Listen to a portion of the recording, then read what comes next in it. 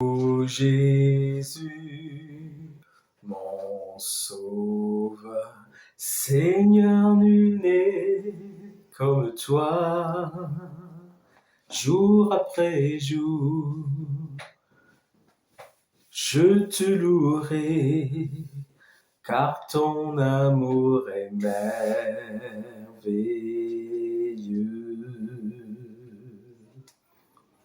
Mon abri, mon refuge, mon réconfort, mon rocher, tout ce qui vit, ce que je suis. Bonjour à tous. Bonjour, bonjour, bonsoir, bonjour. Comment allez-vous? Que Dieu vous bénisse.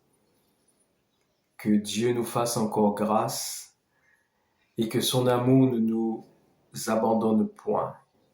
Que ses compassions, sa bienveillance, ses bontés et ses compassions qui se renouvellent à notre égard chaque matin puissent continuer à se renouveler.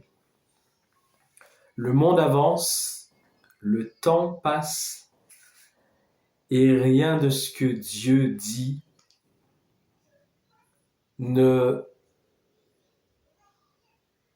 pourra pas ne pas se réaliser. Voilà. Il n'y a rien de ce que Dieu dit qui ne pourra pas se réaliser. Le temps passe. C'est un message très simple que j'apporte aujourd'hui. Une seule race, la race humaine, mais plusieurs nations. Pourquoi une seule race, mais plusieurs nations? Vous voyez bien que il y a des hommes sur la terre, mais que ces hommes semblent, dans certains points, avoir certaines caractéristiques. Donc, vous voyez certains qui ont des yeux bridés, ce sont les Asiatiques. Certains ont la peau mate, et ça varie beaucoup d'ailleurs, ça varie. Vous avez des peaux plus claires que d'autres, même au niveau de ceux qu'on appelle les personnes de couleur, on dit les personnes de couleur, les personnes noires, ça varie beaucoup. Vous en avez qui sont clairs, d'autres qui sont plus foncés, d'autres qui sont très foncés. Vous avez ceux qui sont de ce qu'on appelle les blancs. Vous avez des personnes qui sont grandes, des personnes qui sont petites, des personnes qui sont rondes, des personnes qui sont grosses, des personnes qui sont maigres. Il y a de toutes sortes de types de personnes, de caractéristiques d'humains sur la Terre. Mais pourtant, il y a une seule race. Mais il y a bien plusieurs nations et plusieurs ethnies dans la race humaine. Pourquoi une seule race humaine, mais plusieurs ethnies et plusieurs nations? Regardons ce que nous dit la parole de Dieu. Je suis dans les Actes des Apôtres, au chapitre 17. Actes des Apôtres, chapitre 17. Je lis à partir du verset 24. Que Dieu nous aide, que Dieu nous conduise, que Dieu nous dirige, que Dieu nous soutienne, parce que vous savez qu'en dehors de Dieu, Dieu dit malheur à l'homme qui se confie dans l'homme et qui prend la chair pour appui, mais béni soit celui qui s'appuie, qui place sa confiance dans l'Éternel. Il est béni de l'Éternel celui-là. Soyons de ceux qui plaçons notre confiance en Dieu et en Dieu seul pour tout ce qui doit se faire dans notre vie. Je lis au verset 24 du chapitre 17 des Actes des Apôtres. Il est dit « Le Dieu qui a fait le monde et tout ce qui s'y trouve. » Le Dieu qui a fait le monde et tout ce qui s'y trouve. Donc ça veut dire que il n'y a qu'un seul Dieu. Déjà, il est dit le Dieu. Donc il n'y a qu'un seul Dieu. Et on apprend que ce Dieu-là, il a fait le monde et tout ce que nous connaissons dans le monde. C'est-à-dire en termes de création, la création qui forme le monde. il a fait ce monde et tout ce que nous trouvons dans la création de ce monde-là, c'est lui qui l'a fait. C'est lui qui l'a fait. Le Dieu qui a fait le monde et tous ceux donc qui s'y trouvent. Ce Dieu-là, donc, il n'est point servi par des mains humaines comme s'il avait besoin de quoi que ce soit. Un Dieu qui soit capable de faire les choses que nous connaissons lorsque nous prenons le temps de scruter le monde, comment le monde a été créé, comment il fonctionne, comment la création est extraordinairement coordonnée dans toute sa création. Ce Dieu-là n'a pas besoin que les hommes que lui-même a créés puissent l'aider en quoi que ce soit. Il n'a pas besoin donc de quoi que ce soit, qu'on puisse lui apporter une aide en quoi que ce soit. Et il nous est dit donc, lui qui donne la vie à tous. Il donne la vie à tous. Donc, il donne la vie à tous, y compris les hommes comme les animaux, comme les plantes, comme les arbres, comme tout ce qui existe, qui a vie. Dieu leur donne la vie. Il donne la vie à tous. La respiration est toute chose. Il donne la vie à tous. Il leur donne la respiration et il leur donne toute chose. Vous voyez les animaux, par exemple. Dieu a créé les animaux, on le sait. Les animaux ne travaillent pas comme nous. Ils ne se lèvent pas à 5 heures du matin. Ne prennent pas le petit déjeuner, le café et tout pour aller au travail. Il faudrait qu'ils badgent à telle heure. Non. Mais pourtant, Dieu leur a tout donné. Parce qu'ils vivent. Et pour vivre, ils doivent manger. Et Dieu a tout mis à leur disposition pour qu'ils puissent exister, pour qu'ils puissent vivre. Et Dieu leur a donné la respiration, Dieu leur a donné la nourriture, Dieu leur a tout donné. Et c'est aussi vrai donc pour les hommes. Il nous donne la respiration et il a mis à notre disposition tout ce qui est utile, nécessaire et indispensable pour que nous puissions vivre. Il a fait que tous les hommes, et c'est là, nous entrons vraiment dans le vif du sujet, une seule race, mais plusieurs ethnies, plusieurs nations, mais une seule race. Je suis au verset donc là, 26.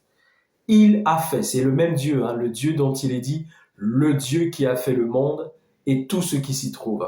Il a fait, ce Dieu-là, Dieu a fait que tous les hommes, donc je vous ai dit, et vous le savez, qu'il y a ceux qui ont des yeux bridés, ceux qui ont la peau foncée, ceux qui sont blancs, ceux qui sont même des fois un peu rouges dans la couleur de leur peau, ceux qui sont un peu jaunes dans la couleur de leur peau, ceux qui sont grands, ceux qui sont petits, ceux qui sont gros, ceux qui sont maigres.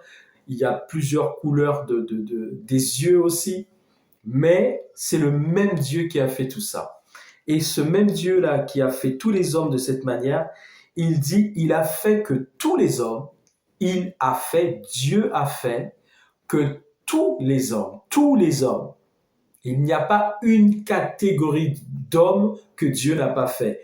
Dieu a fait que tous les hommes, quelle que soit l'ethnie, quelle que soit la particularité de cette ethnie, quelle que soit la couleur de sa peau, de ses yeux, son charisme, son physique, Dieu a fait que tous les hommes, c'est lui Dieu qui est à l'origine de la création et de la vie, et concernant l'homme, notamment qu'il a créé à son image et à sa ressemblance. Il a fait que tous les hommes, sortis d'un seul sang, les choses sont claires.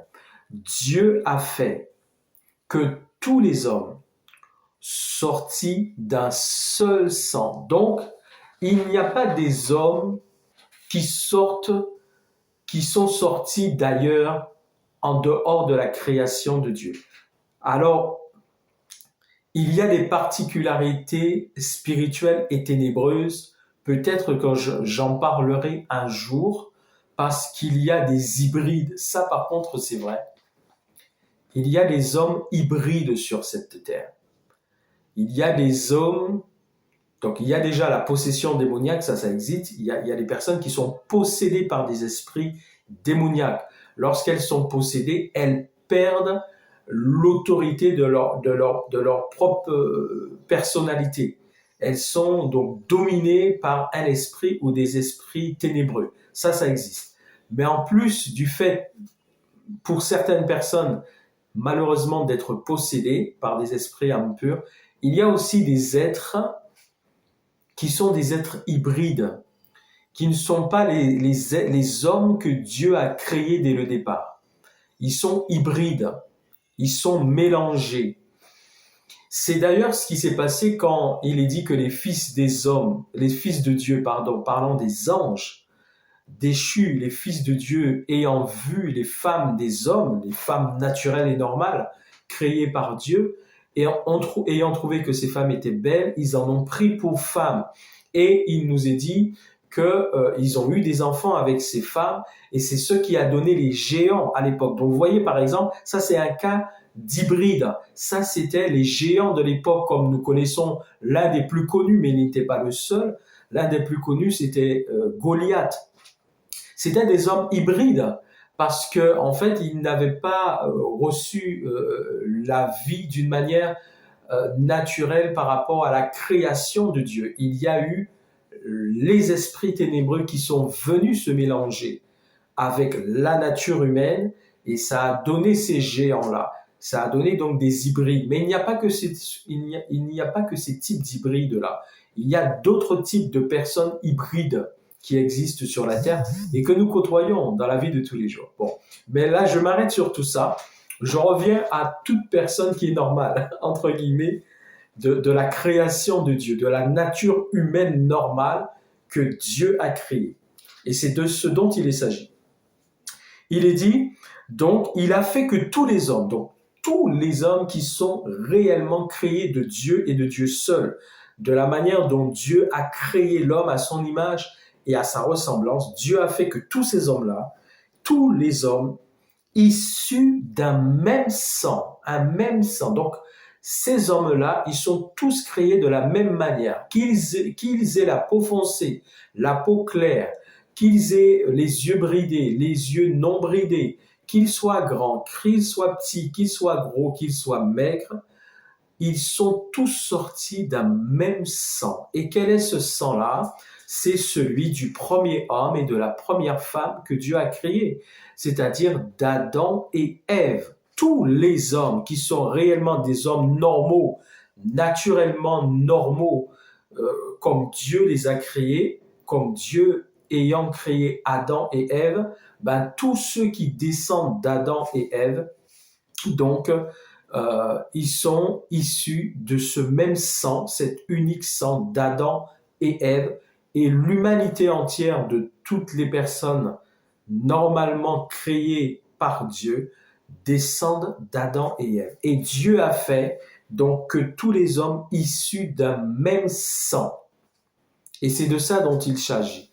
Donc, il n'y a pas des hommes et des femmes en dehors de ces particularités dues à l'action du monde des ténèbres qui des fois se mélange dans le monde que nous connaissons, mais en dehors de ces particularités, de ces mélanges ténébreux avec l'humain, les hommes normaux que Dieu a créés descendent tous d'Adam et Ève. Ils ne descendent pas d'autre chose.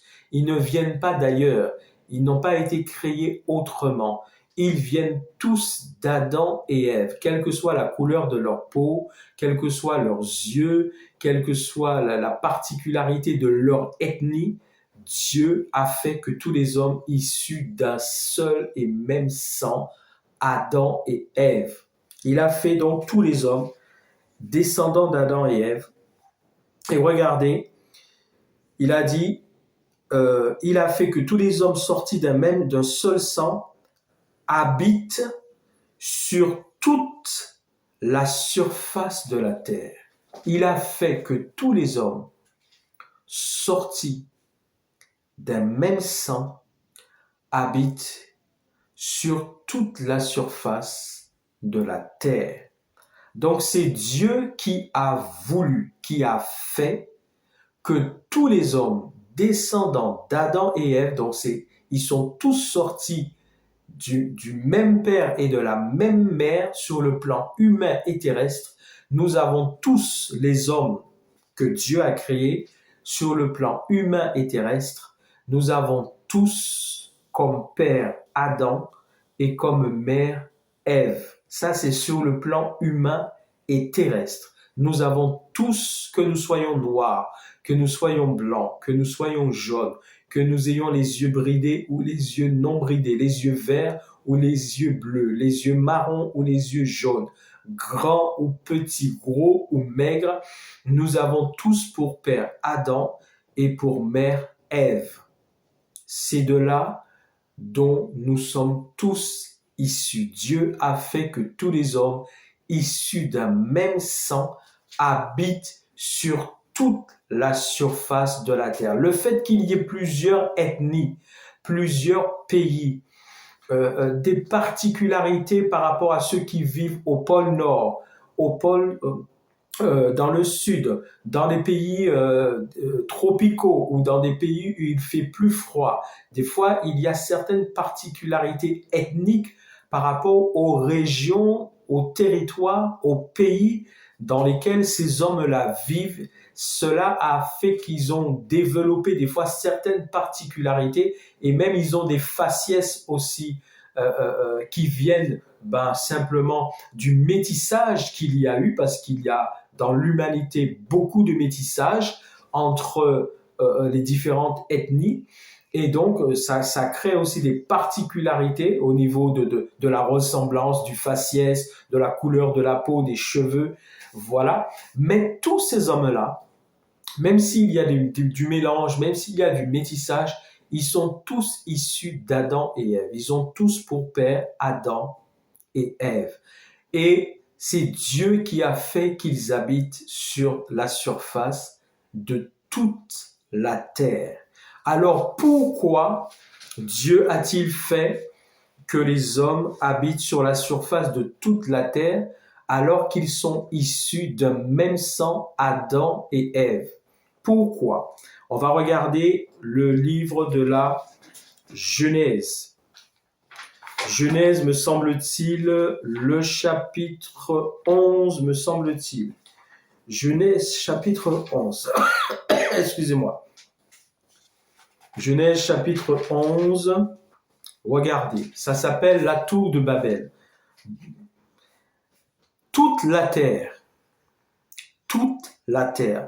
à cette époque, là où ça s'est passé, l'époque où l'histoire de la tour de Babel s'est passée, toute la terre avait une seule langue et les mêmes mots. Donc, ce que je suis en train de lire au chapitre 11 du livre de la Genèse nous parle de l'histoire de l'humanité où, à cette époque-là, il n'y avait pas encore toutes les nations, il n'y avait pas toutes les ethnies, il n'y avait pas en fait de guerre entre les hommes, entre les pays, parce que à ce moment, à cette époque, toute la terre avait une seule langue et les mêmes mots, c'est-à-dire que tout le monde parlait la même langue.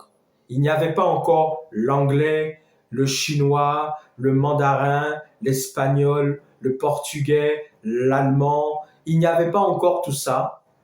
Tous les hommes de cette époque parlaient une seule, unique et même langue. Et ils n'étaient pas encore répandus sur la surface de toute la terre. Donc, il n'y avait pas les nations, il n'y avait pas tous les pays, il y avait une seule humanité et tout le monde parlait la seule et unique langue. Comme ils étaient partis de l'Orient, ils trouvèrent une plaine au pays de Shinéar et ils y habitèrent. Donc c'est tous les hommes ensemble. Il n'y avait pas de différence, il n'y avait pas de guerre, il n'y avait pas d'ethnie, il n'y avait pas de pays, il n'y avait pas de nation. Il n'y avait qu'un seul peuple, une seule humanité. Et ils habitaient tous ensemble et ils parlaient tous la seule, même et unique langue. Donc ils vont trouver donc un endroit, une plaine au pays de Shinéar et ils vont y habiter. Et puis ils vont se dire, cette humanité de l'époque, ils se dirent l'un à l'autre, allons, faisons des briques et cuisons-les au feu. Et la brique leur servit de pierre et le bitume leur servit de ciment. Ils dirent encore, allons, bâtissons-nous une ville et une tour dont le sommet touche au ciel et faisons-nous un nom afin que nous ne soyons pas dispersés sur la face de toute la terre. Donc vous voyez, cette humanité de l'époque, cette humanité de l'époque avait un but. Et le but, c'était de rester ensemble, justement. Leur but, c'était que rien ne les sépare et ne les divise. Ils voulaient continuer à rester ensemble. Et dans leur vision des choses, c'était l'humanité, c'était tous les hommes qui voulaient rester tout le temps ensemble avec le même langage qu'ils avaient et ils ne voulaient pas que ça change. Ils disent donc, c'est là qu'ils vont dire, faisons-nous un nom afin que nous ne soyons pas dispersés sur la face de toute la terre. L'Éternel, donc Dieu, descendit pour voir la ville et la tour que bâtissaient les fils des hommes. Donc c'est cette fameuse tour qui s'appelait la tour de Babel. La tour de Babel.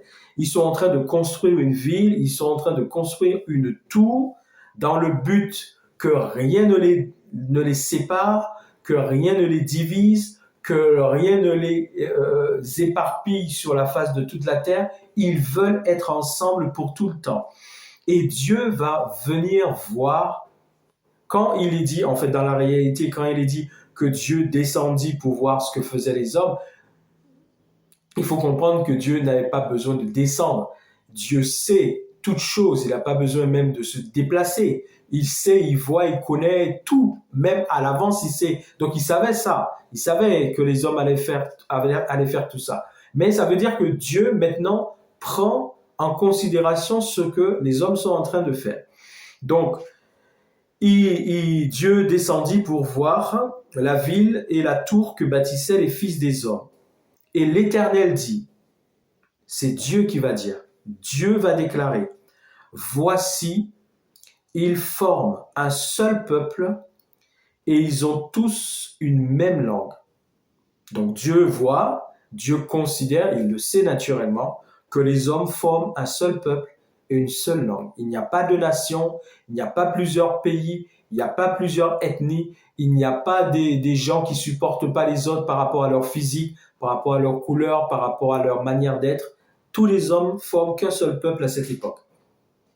Dieu dit, ils forment un seul peuple et ont tous une même langue.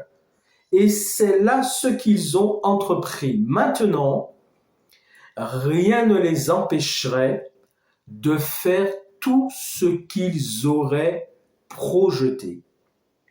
Allons, descendons et là confondons leur langage afin qu'ils n'entendent plus la langue les uns des autres.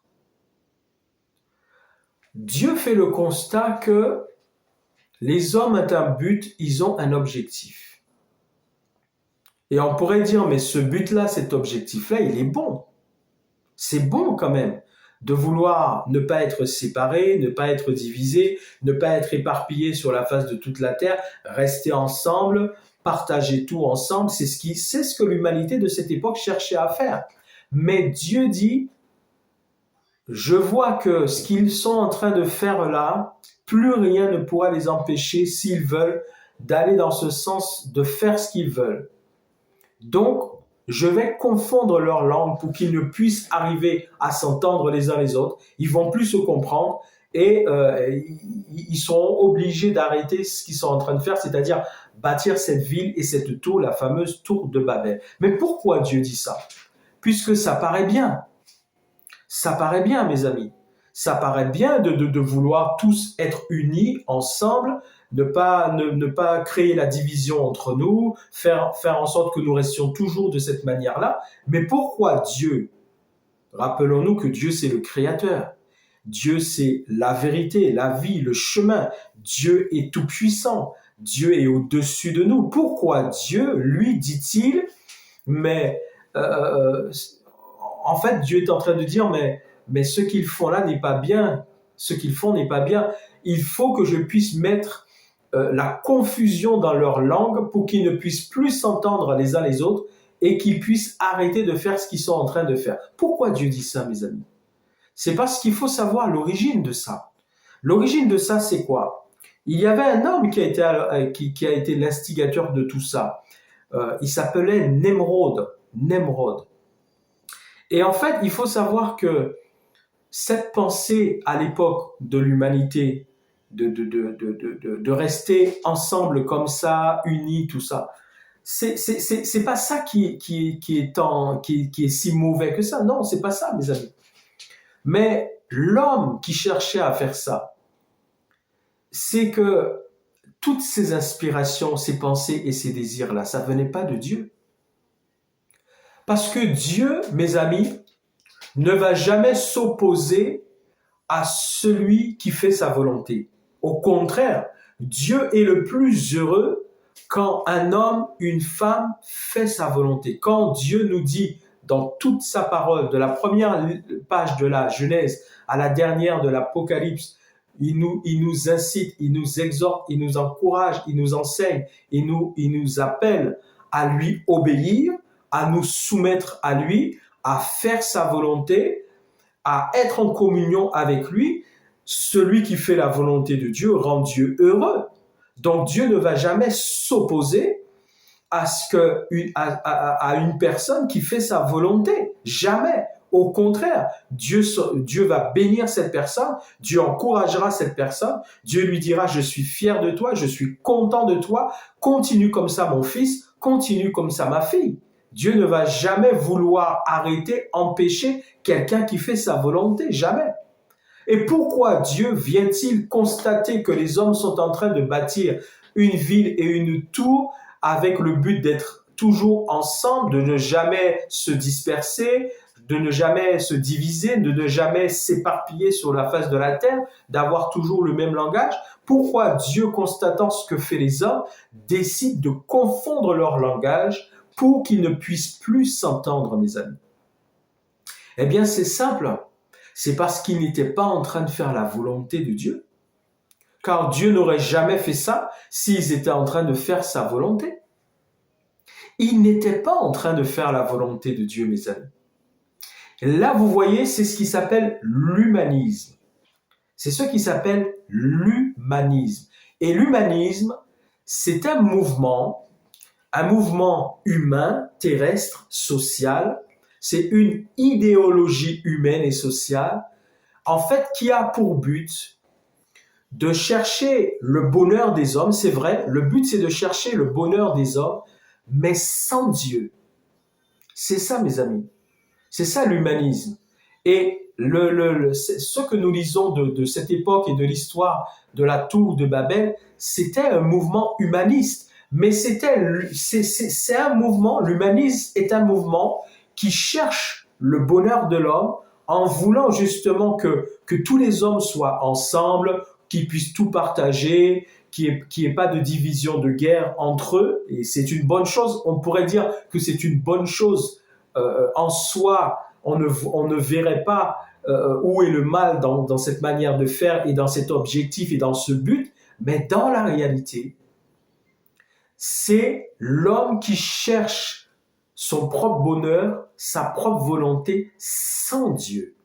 C'est l'homme qui n'est pas soumis à Dieu. C'est l'homme qui ne considère pas Dieu son créateur. C'est l'homme qui ne veut pas entendre et savoir ce que Dieu lui demande pour qu'il puisse l'accomplir. C'est l'homme qui cherche sa propre volonté, ses propres désirs, sa propre orientation, sa propre vision des choses. C'est ce qui était en train de se faire là. Et ça, c'était déjà le premier mouvement humaniste de l'époque. Et c'est pour ça que Dieu vient confondre le langage des hommes pour qu'ils puissent, ne pouvant plus s'entendre, plus se comprendre, ils ne pourront plus continuer à bâtir et la ville et la tour de Babel.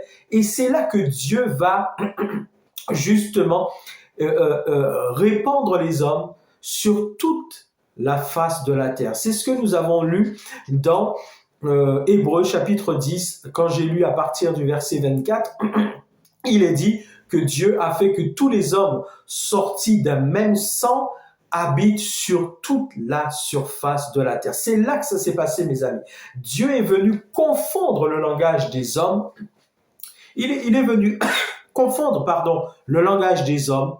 Et c'est de là que les hommes ont commencé à se répandre sur toute la surface de la terre, ce qui va créer donc les nations, les différents peuples, et avec les particularités des territoires où ils vivent, ils vont développer certaines particularités, même au niveau ethnique, ça va donner des ethnies particulières, avec aussi des croisements entre eux, du métissage. Donc c'est ça qui a donné toutes les nations, tous les pays et tous les peuples. Parce que ce qu'ils étaient en train de faire au départ, c'était pas une bonne chose, parce que Dieu ne serait jamais venu confondre le langage des hommes pour qu'ils puissent ne plus s'entendre, ne plus se comprendre et arrêter de bâtir la ville et la tour de Babel et de là partir, se répandre sur toute la surface de la terre et commencer à créer des pays, des nations et tout. Dieu n'aurait jamais fait ça si ce que les hommes faisaient était bien. Mais c'est parce que ce qu'ils étaient en train de faire n'était pas bien, mes amis. Ce qu'ils étaient en train de faire n'était pas bien. Ça, c'est l'humanité qui voulait justement ne pas dépendre de Dieu, ne pas dépendre de son Créateur. Ça, c'est l'humanisme. C'était poussé par l'esprit des ténèbres, ce que les hommes étaient en train de faire. Ça, c'était pas l'humanité qui était soumise à Dieu, à la volonté de Dieu, qui cherchait Dieu, qui était en communion avec Dieu. Non, mes amis, ce n'était pas une humanité qui était en communion avec Dieu. Ce n'était pas une humanité qui cherchait Dieu et sa volonté pour faire sa volonté. Non, c'était l'humanité poussée, inspirée par le monde des ténèbres, qui voulait justement ne pas dépendre de Dieu, ne rien avoir avec Dieu, chercher sa propre volonté, son propre bonheur, sa propre vision. Et Dieu est venu mettre fin à ce qu'ils étaient en train de faire. Et de là, ça a donné, comme ils étaient obligés, ne se comprenant plus, de se répandre sur toute la surface de la terre. C'est ce qui a donné tous les pays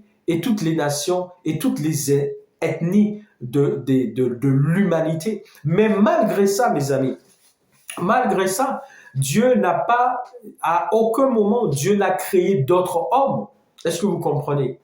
Même si Dieu a fait en sorte maintenant qu'ils soient répandus sur toute la surface de la terre, mais Dieu n'a pas créé d'autres hommes. Donc ce sont toujours ces hommes-là issus d'un seul sang, Adam et Ève, qui se sont répandus sur toute la surface de toute la terre, et ce sont toujours ces hommes-là, même s'ils ont développé des particularités en fonction de là où ils vivent, dans les régions où ils vivent, devant s'adapter à certaines températures ou à certaines alimentations. Ça aussi, ça a impacté des fois le corps humain sur la nourriture, l'alimentation, là où les hommes s'installaient dans les différentes régions sur la face de la terre. Ça a impacté des fois aussi même leur physionomie ou leur résistance.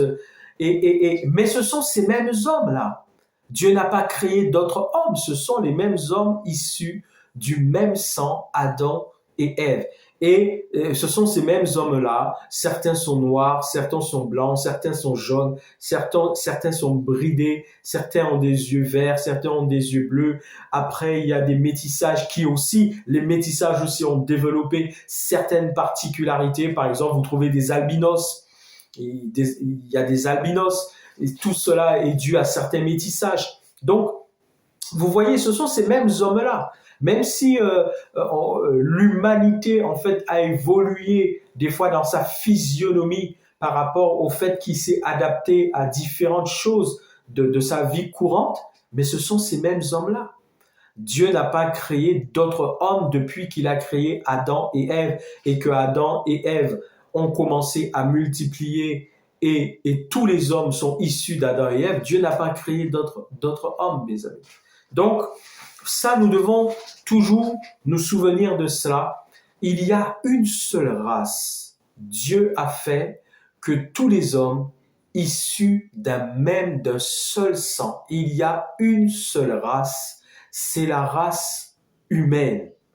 Il y a une seule race, c'est la race humaine. Et cette race humaine et répandue sur la face de toute la terre. Et cela a donné des pays et par rapport à la manière dont ils ont dû s'adapter dans les différents territoires où ils ont vécu, où ils vivent, cela aussi a fait en sorte que certaines particularités se développent et ça a donné des ethnies particulières. Et des fois, il y a des gens, ils ont des faciès particuliers, il y a des métissages, il y a toutes sortes de choses. Mais c'est la même race humaine, mes amis. C'est une seule race. Donc, si une personne veut croire qu'elle est différente, ça veut dire que cette personne-là n'est pas de la race humaine. Cette personne-là n'a pas été créée par Dieu. Car tous les hommes sont issus d'Adam et Ève. Et c'est Dieu qui a voulu qu'ils puissent habiter sur la face de toute la terre, parce que quand ils étaient en train de bâtir la ville et la tour de Babel, ils voulaient justement ne pas dépendre de Dieu, ne pas dépendre de l'autorité de Dieu. Ils voulaient ne rien avoir à faire avec Dieu. C'est pour ça que Dieu a mis fin à ce qu'ils étaient en train de faire et ils étaient obligés de se répandre sur la face de toute la terre parce qu'ils ne se comprenaient plus, ils ne s'entendaient plus et ils n'arrivaient plus à bâtir, à construire ce qu'ils étaient en train de faire. Et de là aussi, c'est de là qu'il y a eu toutes les langues. Chacun a développé une langue particulière en fonction de là où il a été habité. Et ça a donné l'espagnol, l'anglais, le français, le portugais, l'arabe, l'araméen, l'hébreu. Voilà, et tous les dialectes aussi africains. Voilà, ça a donné toutes ces langues-là, toutes ces particularités-là, mais toujours d'une seule et même race humaine. Et quand vous voyez, quelle que soit la personne que vous prenez d'un pays donné, même si elle ne parle pas votre langue, même si elle n'est pas de la même couleur que vous, même si elle est plus grande que vous, même si ses yeux sont différents, mais vous retrouvez les mêmes choses. Vous retrouvez les mêmes organes vitaux si vous l'étudiez au niveau de ces organes vitaux qui constituent son corps, vous trouvez les mêmes organes vitaux. Et au niveau de l'aspect extérieur, en dehors des particularités, vous trouvez des bras, des mains, des yeux, des oreilles, le nez, la bouche, les cheveux, le cou, la poitrine, les jambes, les cuisses, les genoux, les orteils. Vous trouvez les mêmes choses parce que c'est une race. C'est une race, c'est la race humaine que Dieu a créée et qui cette race-là, toute cette race est issue d'Adam et Ève, mes amis.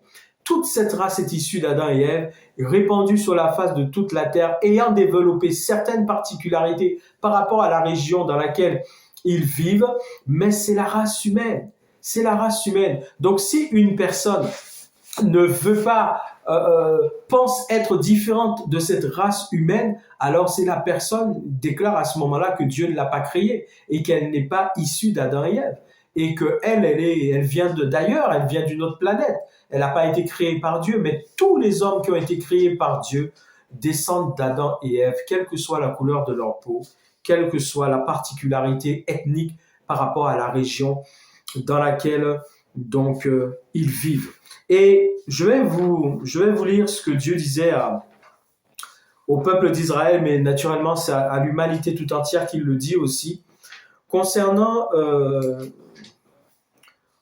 le fait que justement on puisse penser que comme une personne n'est pas de la même ethnie que nous, du même pays, de la même région, et qu'il y ait eu certaines particularités qui se soient développées au niveau ethnique, eh bien, on n'aime pas, on ne supporte pas, on n'a pas trop envie de tel type d'hommes, de femmes, de la race humaine, on ne veut pas.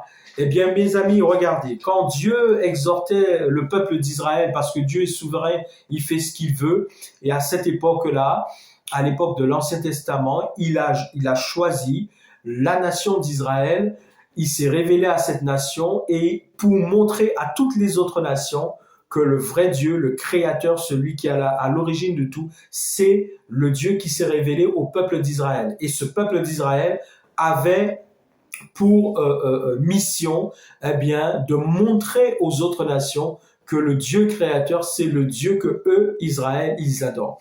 Et donc, regardez ce qu'il dit, le Dieu d'Israël, d'Abraham, d'Isaac et de Jacob, mais le Dieu de tous les hommes, car Jésus-Christ est venu donner sa vie à la croix pour tous les hommes, pour que tous soient sauvés.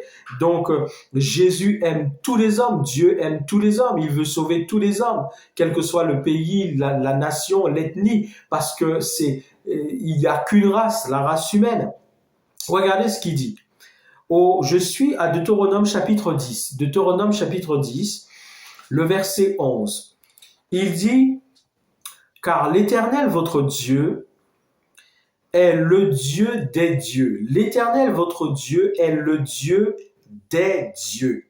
Le Seigneur des seigneurs. Le Dieu grand, fort et terrible qui ne fait point d'acception de personne.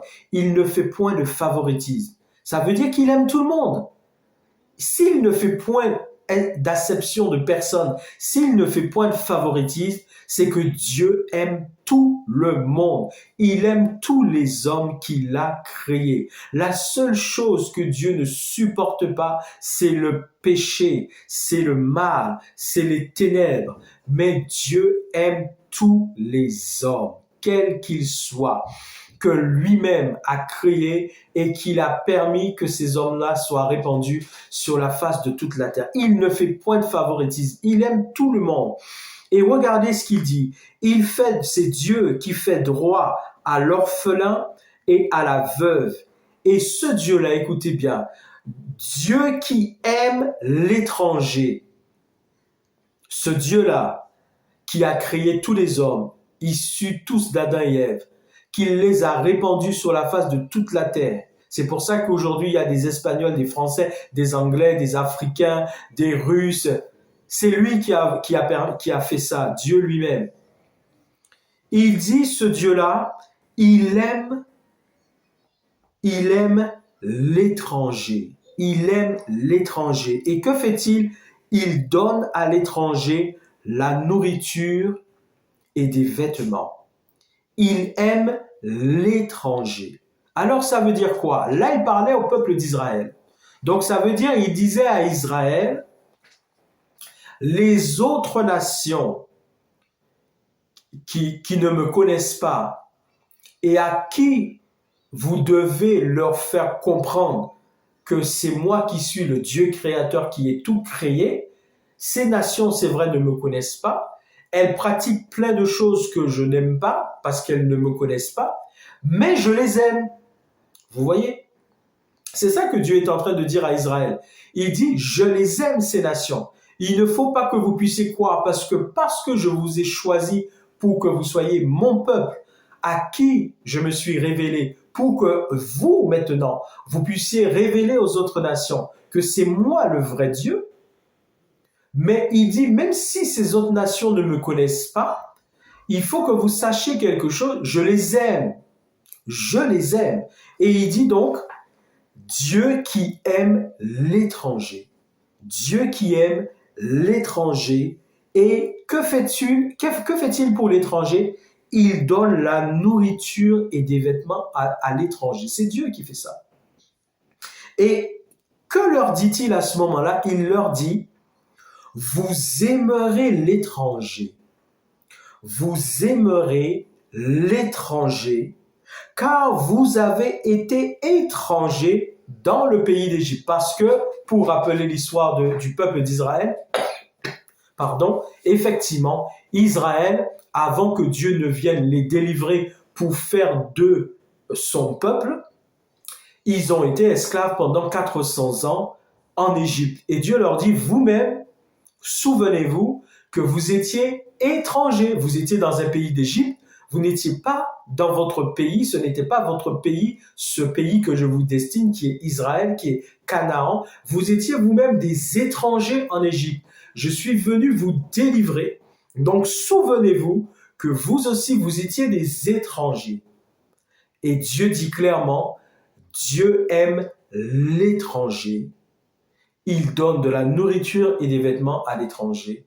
Et il dit, vous aimerez l'étranger parce que vous-même, vous avez été étranger dans le pays d'Égypte. Alors, s'il y a des personnes qui pensent que il y a tel type d'ethnie dans la race humaine, il y a tel type d'ethnie qu'on ne devrait pas aimer, qu'on ne devrait pas accepter, qu'on ne devrait pas supporter, eh bien, c'est une personne qui est totalement égarée.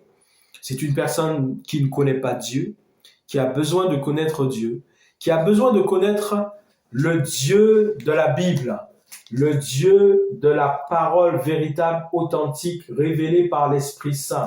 C'est une personne qui a besoin de connaître le Dieu de la Bible et qui, lorsqu'elle connaîtra ce Dieu-là, le vrai, seul et unique créateur qui a créé les cieux et la terre et qui a créé l'homme et la femme à son image et à sa ressemblance, à ce moment-là, ce Dieu-là, le Dieu vrai et véritable, va lui enseigner. Et quand cette personne connaîtra la vérité, Dieu dit quoi? Vous connaîtrez la vérité et la vérité vous affranchira. La vérité vous rendra libre.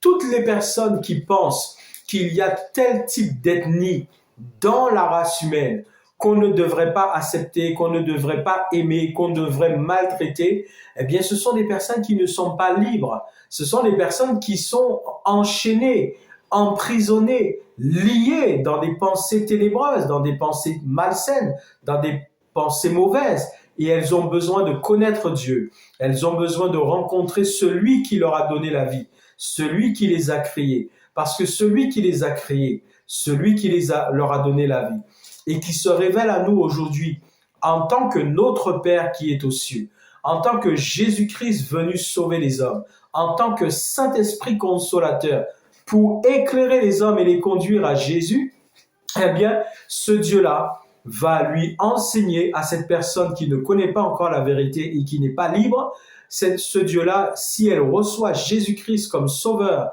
et Seigneur de sa vie, Dieu va lui enseigner que lui, Dieu qui a créé toutes choses, il aime l'étranger et il veut que nous puissions aimer l'étranger parce que dans la réalité, je vais vous dire, mes amis, quand nous devenons enfants de Dieu, quand nous devenons des chrétiens, des enfants de Dieu, nous devenons en fait par rapport au monde et à l'humanité au milieu de laquelle nous vivons, quand quelqu'un naît de nouveau spirituellement, elle passe d'un état à un autre. Elle était morte spirituellement. Elle rencontre Jésus.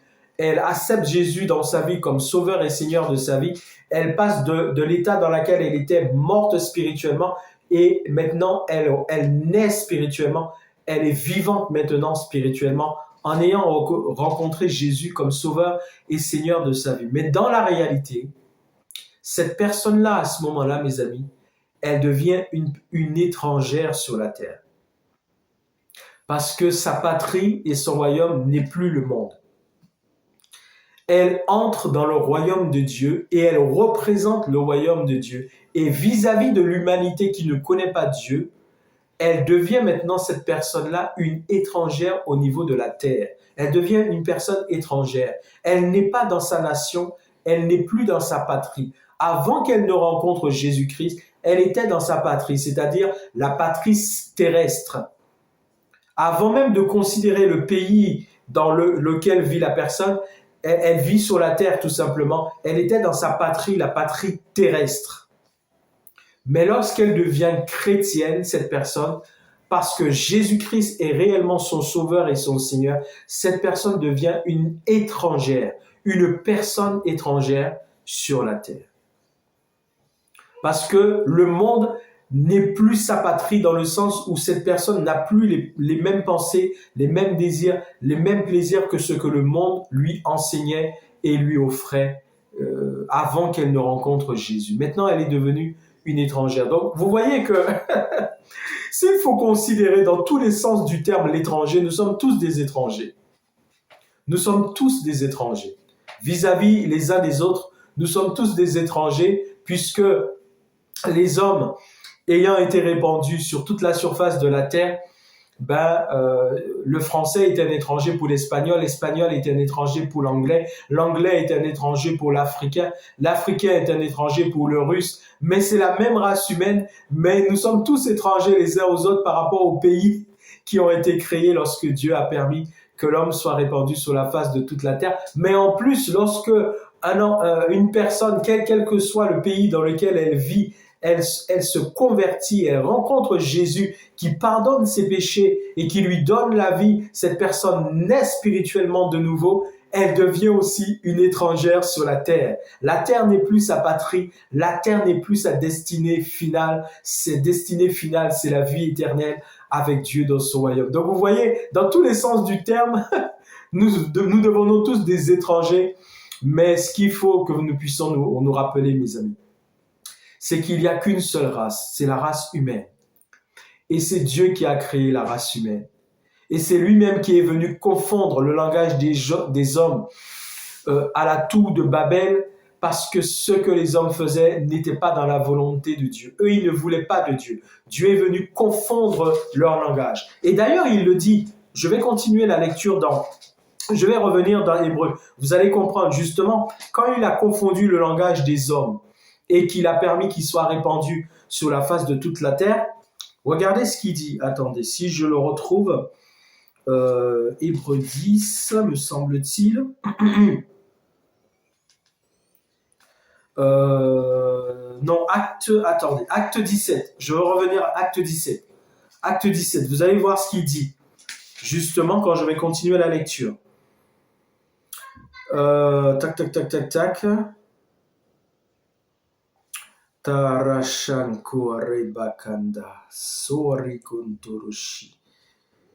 Voilà, je l'ai trouvé. Oh, Dieu est grand, vous voyez. Dieu nous a donné des armes spirituelles, mes amis. Nous devons les utiliser. Le parler en langue, on s'édifie soi-même, mais c'est en esprit qu'on prie. On ne sait pas ce qu'on dit, mais c'est l'Esprit de Dieu en nous qui intercède pour nous. Et comme lui, il est parfait, donc il intercède, son intercession est excellente et parfaite. Et il sait ce dont nous avons besoin. J'avais besoin de retrouver le verset et je l'ai trouvé. Je reprends la lecture. Il a fait que tous les hommes, sortis d'un seul sang, habitent sur toute la face de la terre, ayant déterminé la durée des temps et les bornes de leur demeure. Et regardez bien, regardez. Il a voulu que tous les hommes répandus sur la face de toute la terre, Dieu a voulu que ces hommes-là puissent chercher Dieu et qu'ils s'efforcent de trouver Dieu en tâtonnant, bien qu'ils ne soient pas loin de chacun de nous, car en lui, nous avons la vie, le mouvement et l'aide. Est-ce que vous avez vu? Quand Dieu est venu confondre le langage des hommes à la tour de Babel et qu'il se soit répandu sur la face de toute la terre, et cela a donné toutes les nations que nous connaissons, les ethnies, avec toutes les langues différentes les unes des autres, mais la volonté de Dieu, c'est quoi maintenant? Quand il a permis ça, il a voulu que tous les hommes cherchent Dieu et qu'ils s'efforcent de le trouver en tâtonnant. Et il dit, bien que Dieu ne soit pas loin de chacun de nous, car en Dieu, nous avons la vie, le mouvement et l'être. Vous voyez, la volonté de Dieu. Et c'est pour ça que Dieu a confondu leur langage à la tour de Babel, parce qu'ils n'étaient pas en train de chercher Dieu. Vous comprenez, mes amis? Ils n'étaient pas en train de chercher l'humanité qui était inspirée par les puissances des ténèbres, notamment avec cet homme-là qui d'ailleurs est une image de l'Antichrist. C'est un type de l'Antichrist, Nemrod. Nemrod, c'était le premier homme de cette époque qui était à la tête de l'humanité. Nemrod, c'est un type de l'Antichrist. Et donc, quand Dieu est venu confondre leur langage pour qu'ils arrêtent de créer la tour de Babel, qui soit répandue sur la face de toute la terre, c'est parce qu'ils ne cherchaient pas Dieu. C'est parce qu'ils ne cherchaient pas Dieu, c'est parce qu'ils ne cherchaient pas à faire la volonté de Dieu. Donc, quand quelqu'un ne fait pas la volonté de Dieu, Dieu n'est pas dans ce que fait la personne. Et Dieu peut arrêter la personne. Soit que Dieu laisse la personne faire ses affaires jusqu'à ce que la personne puisse comprendre qu'elle doit chercher Dieu, ou soit, si c'est vraiment Dieu a des desseins qu'il doit accomplir obligatoirement d'une manière dans la vie de la personne, il va venir arrêter même la personne à certains moments parce que la personne il y a des desseins de Dieu qui doivent s'accomplir dans la vie de la personne. Mais vous voyez, c'est parce que Dieu, l'humanité de cette époque qui construisait cette tour de Babel n'était pas dans la volonté de Dieu, ne faisait pas la volonté de Dieu, parce qu'il ne cherchait pas Dieu. Et quand Dieu a permis qu'il soit répandu sur la face de toute la terre, il dit maintenant, Dieu veut que tous ces hommes-là cherchent Dieu, le Seigneur, et qu'ils s'efforcent, les hommes, de trouver Dieu en tâtonnant, bien que Dieu ne soit pas loin de chacun de nous. Car Dieu a mis en nous la vie, le mouvement et l'être. C'est-à-dire que Dieu a mis en nous toutes les capacités, non seulement pour que nous puissions faire tout ce que nous devons faire, vivre comme nous devons vivre, mais aussi pour le chercher. Il a mis en nous toutes les capacités pour que nous puissions le chercher, mes amis. Il a mis en nous la vie, le mouvement et l'être. Il a mis en nous tout ce qui est utile, nécessaire pour vivre, mais aussi pour que nous puissions le chercher, lui, Dieu. Alors, mes amis, je voudrais juste finir ce message en disant que, vous voyez, chaque parti politique, par exemple, pense avoir les meilleures idées les unes des autres et ils accentuent leurs actions dans telle et telle direction. Et nous devons prier pour eux parce que Dieu nous demande de prier pour tous ceux qui sont élevés en dignité et qui ont des responsabilités dans la société. Donc, notre devoir, par exemple, c'est de prier pour le président de la République, c'est de prier pour les ministres, c'est de prier pour les députés. Oui, c'est notre devoir de prier pour eux. Dieu nous demande de prier pour tous ceux qui sont élevés en dignité et qui ont ces responsabilités, justement, d'administrer le pays, la société au sein de laquelle nous vivons. Ça, c'est vrai. Mais pour autant, malgré toutes les idées qu'elles peuvent avoir, et avec ou pas de la sincérité, désirant vraiment ou pas aider vraiment le peuple, il faut savoir, mes amis, que tant que l'homme cherche à diriger, à gouverner, à administrer, tant que l'homme cherche à faire ce qu'il doit faire en termes de responsabilité dans la société, tant qu'il cherche à faire ce qu'il fait sans Dieu, ça peut pas marcher, mes amis.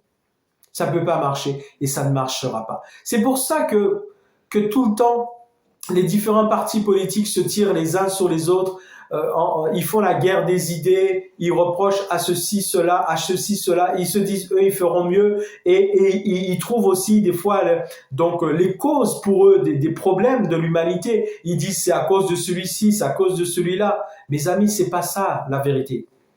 La vérité, c'est que tant que l'homme cherche la solution sans Dieu, ça ne marchera jamais. C'est ce que l'humanité de l'époque de la tour de Babel a essayé de faire. L'humanité de l'époque de la tour de Babel a voulu trouver la solution au bonheur de l'humanité, mais sans Dieu. Et il a fallu que Dieu mette fin à ça, parce qu'il s'égarait totalement. Et c'est ce qui se passe jusqu'à maintenant. Donc, quels que soient les partis politiques, quelles que soient les idées qu'ils ont, quelle que soit la manière dont ils voient les choses. Mais tant qu'ils font tout ça sans Dieu, ça ne peut pas marcher, mes amis. Tant que Dieu n'est pas dans l'affaire, tant qu'il ne s'inspire pas de Dieu, tant qu'il ne cherche pas Dieu, tant qu'il ne prie pas Dieu, ça ne marchera pas, mes amis. Et ce n'est pas ça la solution au problème des hommes. Dieu veut que les hommes le cherchent, même si c'est en tâtonnant, parce qu'il a mis dans l'homme la vie, le mouvement et l'être. Il a mis dans l'homme toutes les capacités pour que l'homme puisse le chercher et réussir dans ce qu'il doit faire. Mais les hommes veulent réussir, mais sans Dieu. Ça ne marchera pas, mes amis. Ça ne peut pas marcher. Et ce n'est pas en accusant celui-ci, celle-là d'être la problématique de tous les problèmes de la société que ça marchera non plus. On a déjà vu, mes amis. On a des exemples criants et qui ne sont pas si loin que ça remonte à peine quelques années. On a eu 2 guerres mondiales. On a pensé que c'est telle ethnie, tel peuple qui était la cause des problèmes de l'humanité. On a voulu éradiquer ce peuple-là. Mes amis, ce n'est pas la solution. Et la haine, la division ne sera jamais la solution. La haine et la division ne sera jamais la solution, mes amis. Parce que la haine et la division, ça vient de l'ange déchu. Et ça n'a pas commencé sur la terre, ça a commencé dans le royaume de Dieu. Là où il était placé, sur la haute montagne de Dieu, couvert de pierres précieuses, l'ange Lucifer, le porteur de lumière, parfait en beauté, excellent, merveilleux, un être extraordinairement beau, à qui Dieu avait donné une place prépondérante dans son royaume, jusqu'à ce que l'iniquité se soit trouvée en lui, et il s'est dit, moi aussi je veux être adoré, et je veux prendre la place de mon Créateur. C'est là que ça a commencé, mes amis. Et depuis ça, il a été banni du royaume de Dieu, entraînant un tiers des anges avec lui. Et c'est de là que tout ça vient, mes amis. Donc, tant que les hommes penseront que les problèmes de l'humanité, c'est telle ethnie, telle nation, tel peuple, telle couleur de peau, tel type de yeux, telle faciès qui crée les problèmes de l'humanité. Mes amis, c'est un égarement. Telle couleur de peau, c'est un égarement, mes amis. Ce ne sera jamais la solution aux problèmes des hommes. L'humanité de l'époque de la tour de Babel a voulu faire ça et Dieu a mis fin à ce qu'il faisait parce justement, il voulait chercher des solutions sans Dieu. Et tous les partis politiques aujourd'hui, tant qu'ils cherchent le bonheur des hommes sans Dieu, ça ne marchera pas, mes amis. Ça ne marchera pas. Ça ne marchera pas. Si Dieu n'est pas dans ce que nous faisons, ça ne marche pas, mes amis. Ce ne sont pas les différentes partis politiques qui ont raison. Nous sommes obligés de faire des choix, c'est normal, et ça c'est normal. Il faut bien qu'un pays soit gouverné, administré. On ne peut pas laisser l'anarchie. Ce serait encore pire si on laissait l'anarchie s'installer dans un pays, ce serait pire. On ne peut pas laisser l'anarchie, il faut faire des choix, il faut voter. Mais mes amis, même si on vote, même si on doit faire des choix, ce que l'humanité doit comprendre, ce que l'humanité doit connaître, ce que l'humanité doit entendre, ce que tous les hommes doivent entendre, c'est que Dieu les a créés et qu'ils ont besoin de se réconcilier avec leur Créateur. Et la solution au problème de tous les hommes, c'est Dieu, celui qui les a créés. Ce n'est pas autre chose. Mais malheureusement, Dieu nous dit qu'il y a l'ange déchu qui s'appelle le prince de ce monde, parce qu'il influence le monde contre Dieu. Il fait croire aux hommes plein de choses qui sont contraires à Dieu, à l'amour de Dieu, à la grâce de Dieu, au pardon de Dieu pour les hommes. Il leur fait croire plein de choses qui sont contraires à la volonté de Dieu pour les hommes. Et malheureusement, les hommes l'écoutent. Alors, ils essaient de trouver des solutions par l'influence de l'ange déchu, sans écouter Dieu et sans chercher Dieu. Mais ça ne marchera pas. Ça ne peut pas marcher, mes amis. Ça ne peut pas marcher. Dieu a fait que tous les hommes issus d'un même sang soient répandus sur la face de toute la terre et il veut que ces hommes-là puissent le chercher. Même si c'est en tâtonnant, les hommes doivent chercher Dieu parce que Dieu a mis dans tous les hommes le mouvement, la vie, le mouvement et l'être. Il a mis toute la capacité pour leur vie et pour qu'ils puissent le chercher, lui, le seul vrai Dieu. Vous connaîtrez la vérité, mes amis. Et la vérité vous rendra libre. Et vous ne serez plus captif d'aucune pensée ténébreuse qui vous fait croire que c'est à cause de l'étranger que vous avez des problèmes. Parce que Dieu qui nous a créés, il aime l'étranger. Et il nous demande d'aimer les étrangers. Et nous-mêmes, quand nous venons à lui et que nous lui donnons notre vie en acceptant Jésus comme sauveur et Seigneur de notre vie, nous devenons des étrangers sur la terre. Parce que nous représentons désormais le royaume de Dieu sur la terre. Et c'est pour ça que nous annonçons l'évangile, pour que le plus grand nombre puisse entendre, parce que Dieu a tant aimé le monde qu'il a donné son Fils unique, Jésus-Christ, afin que quiconque croit en lui, de tout peuple, de toute nation, de toute langue, de toute ethnie, de toute couleur de peau, qui croit en Jésus-Christ, ne périsse point, mais qu'il ait la vie éternelle. La vie éternelle. Voici le programme que Dieu, lui, il a pour les hommes.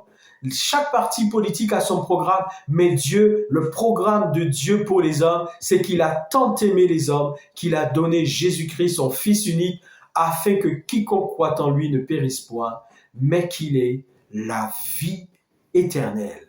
Mes amis, la solution, comme nous dit Dieu, c'est chercher premièrement le royaume de Dieu et sa justice. Et toutes choses nous seront données par-dessus tout. Des gens disent, je mange pas, j'ai une petite retraite, j'arrive plus à m'en sortir, c'est vrai. Alors, je leur dis, cherchez premièrement le royaume de Dieu et sa justice. Et toutes choses vous seront données par-dessus tout. Et ce ne sont pas de belles paroles. C'est réel. Quand vous vivez Dieu, Dieu fait ce qu'il vous dit. Cherchez premièrement le royaume de Dieu et sa justice, et toutes choses vous seront données par-dessus tout. Et aimez les étrangers, parce que Dieu aime les étrangers, et il nous commande d'aimer l'étranger. Que Dieu vous bénisse, que Dieu nous bénisse ensemble. À très bientôt pour un prochain message.